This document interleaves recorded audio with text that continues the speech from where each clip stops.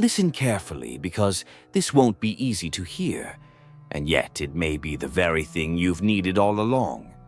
You wake up each morning and the world begins its familiar hum. People smile, emails pile up, routines tick forward with clockwork precision, and you play your part flawlessly. You laugh when expected, speak when appropriate, and wear the mask you've polished over years of performance. But underneath it all, beneath the noise, the obligations, the mechanical "I'm fine," something silent begins to rot. It's not loud, it doesn't scream, it whispers. It settles in your chest like smoke. It feels like a weight, a tightness, a kind of aching you can't quite explain. You think you're just tired, overworked, maybe burned out.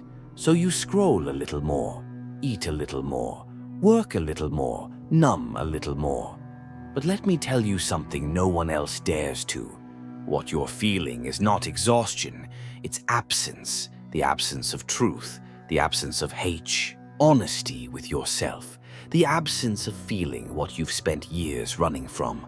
Carl Jung once said, "Until you make the unconscious conscious, it will direct your life and you will call it fate." You've mistaken avoidance for strength. You've mistaken survival for living. But suppressing what you feel doesn't make it disappear. It transforms it. It reshapes itself into anxiety, restlessness, apathy, disconnection. The feelings you refuse to feel don't vanish. They metastasize. The problem isn't that you're weak. The problem is you've been at war with your own emotions for so long that peace feels unfamiliar. And here's the hardest truth of all. What you bury will one day rise, and when it does, it won't knock politely. It will erupt. In your relationships, in your work, in your sleep, in your soul. You think you can escape it, outrun it, rationalize it. But the longer you wait to face what's within, the more devastating its return will be. So now, let me ask you the question that may shape the rest of your life. What is it you've refused to feel?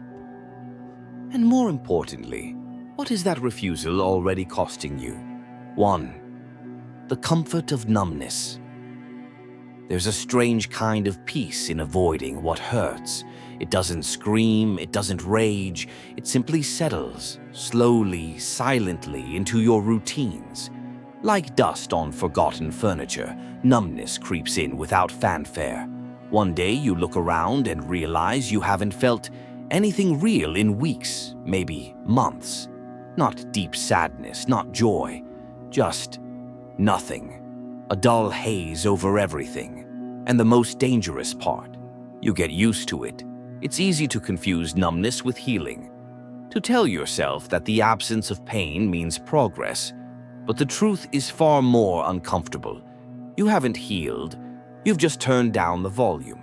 You scroll. You eat. You work overtime. You sleep too much or not at all. You fill your calendar, your stomach, your feed, anything to avoid the stillness. Because in the quiet, something rises, something you buried. And you know that if you let it surface, it might undo everything you've carefully constructed. But let's be honest, that construction, it's fragile. It only looks stable from a distance. Up close, you can see the cracks. Numbness isn't protection, it's paralysis. It keeps you from the sharp edges of pain, yes, but it also keeps you from your life. You can't selectively disconnect. When you numb yourself to sorrow, you lose access to beauty, wonder, awe. The walls you build to keep discomfort out also keep meaning from getting in. And still, you tell yourself it's safer this way, that if you can just stay busy enough, distracted enough, you won't have to face the weight you carry. But the truth is, avoidance doesn't erase anything. It only delays the reckoning. You weren't meant to live like this, on autopilot, managing symptoms instead of addressing their root. The anxiety, the tension in your chest, the sense that time is slipping away while you do nothing that matters. These aren't flaws, they're signals. They are the body's quiet protest against your silence. And make no mistake, numbness is a decision. It may not feel like one, it may feel like survival, but choosing to look Way again and again is still a choice. You see, what you avoid becomes your master, and emotional suppression is not sustainable. Eventually, what you've locked away begins to seep through the cracks. Irritability without cause, restlessness without focus, detachment without explanation. You start forgetting what used to move you. You stop dreaming. You live small but call it calm. And the world applauds you for this, for your composure, for your discipline, for being low maintenance. But they don't see the cost. They don't see how hard it is to fake fine, how much effort it takes to pretend you're okay. They don't know that silence has become your second language, not because you have nothing to say, but because you fear what might happen if you speak from the heart. Numbness isn't peace. It's a state of emotional suspension, a life paused halfway between exister, ence, and erasure. So let me ask you this. When was the last time you cried? Not out of frustration, but from feeling too much. When was the last time you were so moved, so open, so raw that something inside you cracked, not in pain, but in recognition? If you can't remember, you're not broken, but you are disconnected, not from the world, not from others, from yourself. And nothing outside you can fix that. No relationship, no success, no substance will return you to yourself until you choose to stop running. This is not an indictment, it's an invitation. To notice what you've silenced, to remember what it felt like to feel before you decided that feeling was too dangerous. You were not born numb. You became that way over time through grief unfelt, fear unspoken, truths unacknowledged. But you can return, you can peel back the layers, not all at once, not perfectly, but slowly, honestly, because real life, the kind that stirs the soul, can only be lived fully awake. And to wake up, you must allow yourself to feel again, even if what you feel at first is pain. That pain is not your enemy. It's your re-entry point. It's the proof that you're still here. And beneath that pain, waiting patiently, is the part of you that never left, only hid. Too, you were never broken, just buried. There's a quiet mistake many carry through life, the idea that damage defines them. Yet most of what you believe is wrong with you began as a defense. You didn't shatter one day. You disappeared slowly, piece by piece, beneath roles, reactions, and rules you never chose. As a child, you sensed what earned a smile and what didn't. Approval shaped behavior. You stopped showing sadness when it made others uncomfortable. You downplayed joy when it drew attention. Over time, your natural impulses were trimmed. What remained was acceptable, manageable, easier for others to handle. You were not broken, you were edited. This editing didn't happen overnight. It was subtle, reinforced by rewards and silence. Each time you hid your feelings to avoid disapproval, the layers grew. Eventually, you forgot what was under them. But buried is not lost. What's covered still breathes. You may not remember the moment you began to disappear, but your body hasn't forgotten. The heaviness in your chest, the boredom in your achievements, the restlessness you can't name, those are reminders. They are proof that something real still exists inside you. To recover that part of you, comfort must be challenged. The stories you tell yourself need to be examined. Many of them were written to protect you.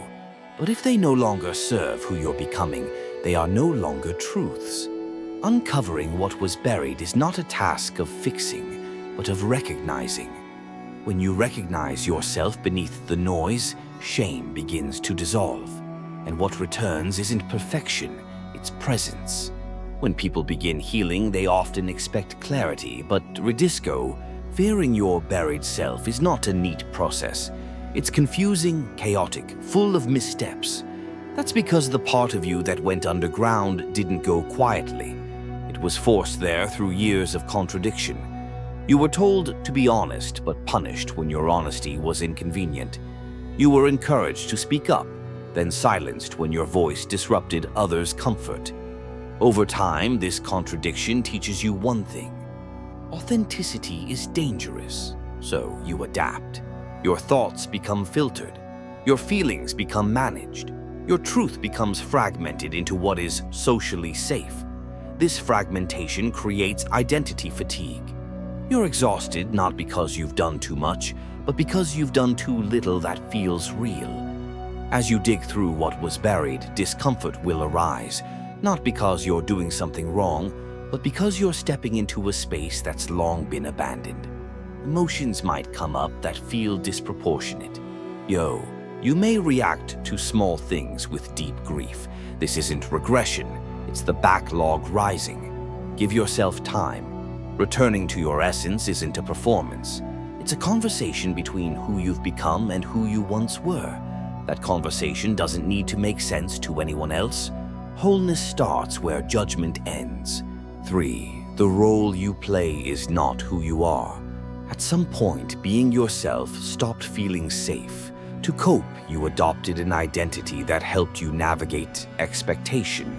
This version of you knows how to behave, what to say, and when to smile. It is polished, efficient, and convincing, but it's also incomplete. Every time you act in ways that contradict your internal state, the gap between you and your role widens. That gap becomes fatigue, confusion, and in time detachment. You lose interest in what once moved you because the one doing the living isn't fully you. You didn't create this role to deceive anyone. It emerged from survival. When honesty triggered criticism, silence felt smarter. When individuality was labeled too much, blending in seemed easier.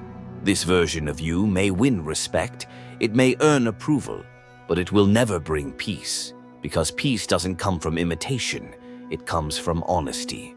Letting go of a role is difficult. It risks misunderstanding. It may disappoint those invested in your performance. But if you don't release the character, your life becomes a rehearsal with no ending. Freedom asks for risk. It doesn't promise applause, but it offers something more enduring, the ability to inhabit your days without pretending. The longer you inhabit a role, the more subtle the consequences become. You start to confuse functionality with fulfillment. You check boxes. On paper, everything appears fine, but something doesn't add up internally. There's no spark, no inner resonance. This creates a quiet identity crisis, one that hides beneath professionalism and social grace. You may find yourself agreeing out of habit, not conviction. You might laugh at jokes that don't amuse you or nod through conversations that drain your energy. This isn't dishonesty in the traditional sense. It's erasure. Eventually, fatigue sets in. Not the kind sleep solves, but a deeper weariness that stems from misalignment. It becomes harder to wake up with purpose because you no longer remember what you believe in. You begin to question whether your preferences, your values, your interests were ever truly yours. But questioning isn't failure. It's the beginning of remembering. When you start peeling back the assumptions, your career path, your personality traits, even your relationships, you'll see how many decisions were made through the lens of survival, not authenticity. Reclaiming who you are doesn't require a dramatic overhaul. It begins with small refusals, saying no when you're expected to say yes, admitting when you're tired instead of pretending you're fine. Those shifts realign you over time until the person you present becomes the person you recognize. 4. The symptoms of the silenced soul. Most people don't know what they feel, not because they're unfeeling, but because they've spent years silencing emotion. When discomfort arises, they turn to distraction. When questions surface, they look for noise to drown them. You might feel exhausted, yet sleep does nothing. You might appear calm, but small things ignite frustration. These aren't random symptoms, they're consequences. Your internal world does not vanish when ignored. It routes itself. Pain shows up through tension. Desire shows up through irritation. Needs become complaints, and none of these are flaws. You are not malfunctioning. You are overloaded with what you haven't expressed. Avoidance seems helpful in the short term, but long-term neglect creates distortion. You don't just forget what you feel, you forget how to name it. Without language, everything turns vague. You know something is wrong, but you can't say what. Returning to clarity requires attention, not to the surface problems, but to the root. And often the root isn't dramatic. It's simple. It's the part of you that wants to be heard without editing. Healing doesn't begin with fixing symptoms. It begins with listening, and not just to what's loud, but to what has been quiet for far too long. When you've silenced yourself for years, reintroducing your voice feels unnatural. At first, you might not even know what you want to say. You may feel flooded with emotion or, paradoxically, completely blank. This is part of the healing. The numbness doesn't mean you're incapable of feeling. It means your feelings were never given room to form. You may notice odd patterns, physical ailments without clear cause, sudden mood swings, chronic procrastination. These aren't moral failings or lack of discipline. They are signs of emotional congestion, backlogged feelings trying to escape a system that's been locked for too long. Modern society praises stoicism, but not in the classical sense. It romanticizes suppression. It rewards those who appear undisturbed, even when the cost is detachment from life itself. But no award, no promotion, no admiration is worth that internal exile. To return to your emotional center, you'll need to develop tolerance for ambiguity, for contradiction, for truth that doesn't always feel good. This means sitting with confusion instead of escaping it. It means accepting that healing is uneven and rarely linear. You'll also need to rebuild trust with yourself. That's what's been damaged most, the inner safety to feel freely. Every time you override your instincts to keep the peace, that, too, trust fractures. But it can be rebuilt, not with grand gestures, but with consistency, through honesty, through rest, through choosing your own voice even when it trembles. 5. The world trains you to be lost. From a young age, you were taught to conform. You were measured by performance, not presence. The system told you how to succeed, but not how to feel. It rewarded compliance and called it discipline. You learned to follow rules that didn't reflect your inner world.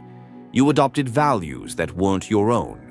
Over time, the difference between your actions and your truth grew too wide to ignore. You are not directionless. You are reacting to a map that was never meant for you. If you felt out of place, it's not because you're flawed. It's because you're awake. Living by design requires unlearning. It requires asking whether your goals belong to you. It's uncomfortable, especially when others benefit from your silence. But there is something more painful than the discomfort of questioning, the slow erosion of selfhood. The longer you stay loyal to expectations, the further you drift from meaning. And meaning isn't found in the life others celebrate. It's found in the life that feels real when no one is watching. The system isn't interested in who you are. It's interested in how well you conform. From early childhood, the message is clear. Compliance brings ease. Authenticity causes disruption. The more obedient you become, the more normal life feels. But that normality often comes at the cost of inner aliveness. You may have followed the script perfectly, got the grades, chose the major, landed the job. But somewhere along the way, you started feeling like a visitor in your own story. The milestones brought recognition, but not satisfaction. You fulfilled the plan, yet felt no joy. This isn't coincidence, it's design. Systems depend on predictability, and authenticity is unpredictable. That's why most structures discourage deep self-inquiry. They push productivity as a substitute for purpose.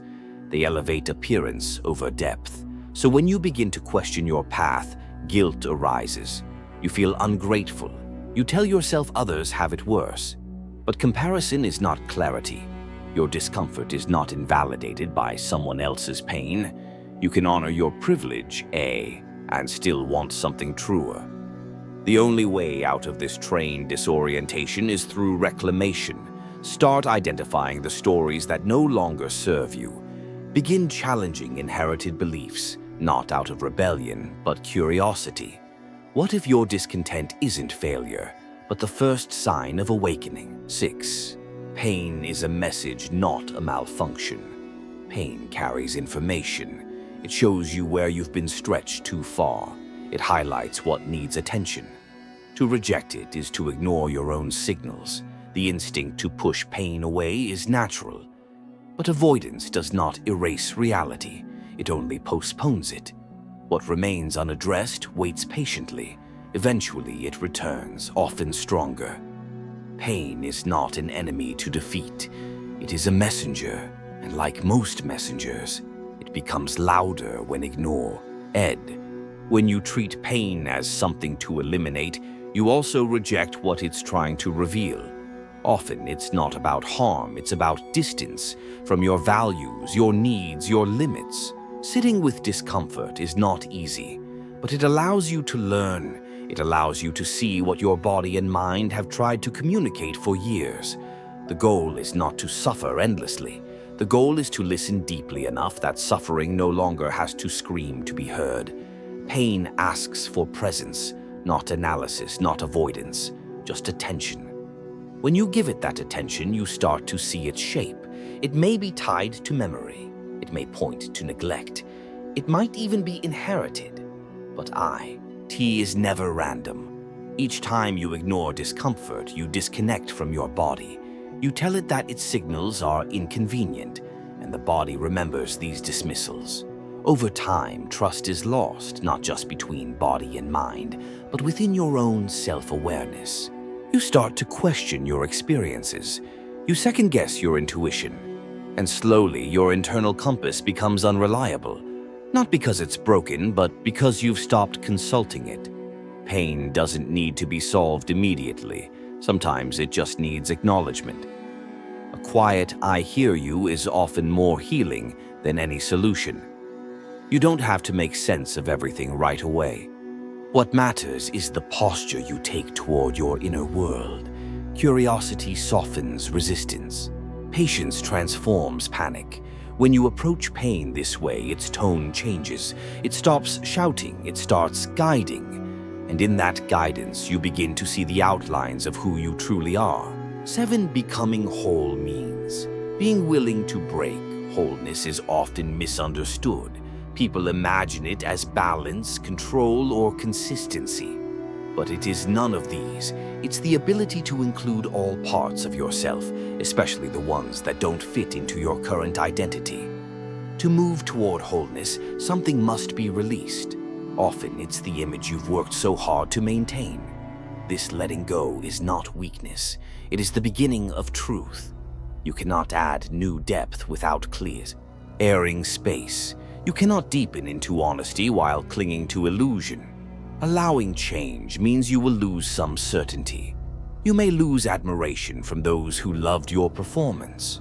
But what grows in its place is not emptiness, it's substance. Living honestly may reduce applause, but it increases alignment, and alignment, though quiet, is powerful. There is no straight line to becoming whole. It is circular, layered, often uncertain. But it leads you back to where you stopped being honest, and from there towards something more enduring. To become whole, you must stop fearing the mess. You must stop demanding that healing look elegant. Wholeness doesn't require you to resolve everything. It requires that you stop hiding. There are parts of you that feel like contradictions. You might be ambitious but exhausted, kind yet resentful, brave but uncertain. These aren't flaws, they're proof that you're human. The goal isn't to eliminate these tensions, but to hold space for them without judgment. Trying to be consistent at all costs creates rigidity, and rigidity is what breaks. Flexibility, emotional, psychological, spiritual, is what sustains you when old identities fall away. Allow yourself to grieve the people who no longer understand you. Let go of the relationships built on mutual pretending. Give yourself permission to walk away from versions of yourself that made sense once but now feel hollow. It will hurt. There is no version of rebirth that doesn't involve loss, but no, To all endings are tragedies. Some are clearings, some are necessary to make room for the self you've been postponing. In the end, becoming whole means choosing yourself even when it's inconvenient. It means building a life that doesn't just look good, but feels honest. That kind of life is never built quickly, but when it arrives, it doesn't shake when others question it. It stands because it's real. So here you are, at the edge, not of a cliff, but of something far more terrifying.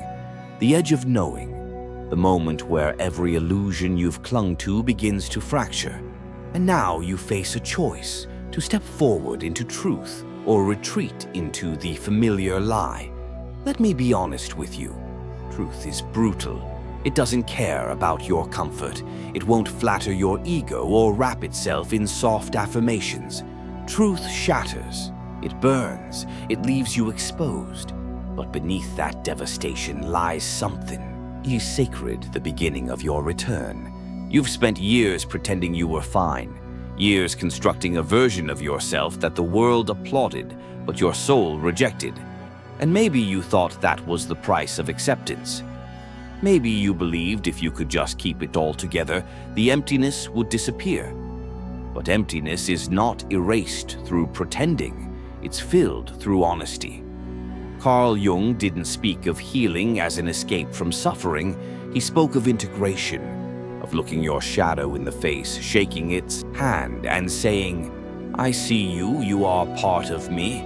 Not everything broken needs to be fixed. Some things need to be felt, and until you allow yourself to feel what you've been avoiding, grief, rage, shame, longing, you will live your life disconnected from its depth.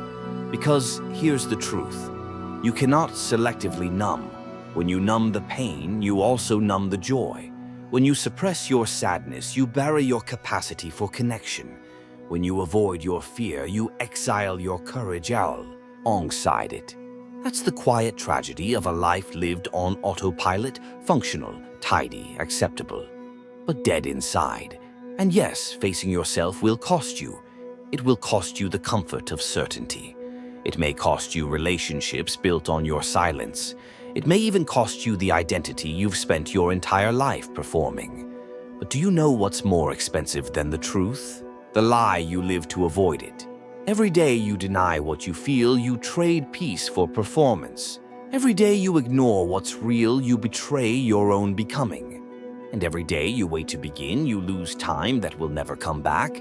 So I'll ask you once more. Are you ready to stop pretending? Are you ready to feel what you've run from? Are you ready to become who you were before the world told you who to be? Because on the other side of pain, there is clarity. On the other side of chaos, there is coherence.